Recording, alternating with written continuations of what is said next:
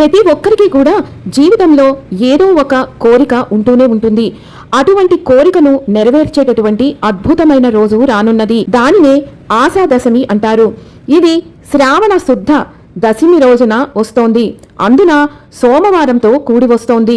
ఇది ఎంతో ఎంతో ఎంతో విశేషమైన రోజు కాబట్టి ఎవ్వరూ వదులుకోకండి. ఇంట్లో శివాభిషేకం చేసినా లేదా గుడికి వెళ్లి శివాభిషేకం చేయించుకున్నా మీకు ఉన్నటువంటి ఎటువంటి ధర్మబద్ధమైన కోరికైనా నెరవేరి తీరుతుంది. దానికి మీరు చెయ్యవలసిందల్లా ఒకే ఒక్క అభిషేకం, అదే గంధాభిషేకం. మీరు సాన తీసుకొని గంధప చెక్కతోటి మీ అంతట మీరే ఓం నమఃశివాయ అని జపిస్తూ గంధాన్ని సానండి.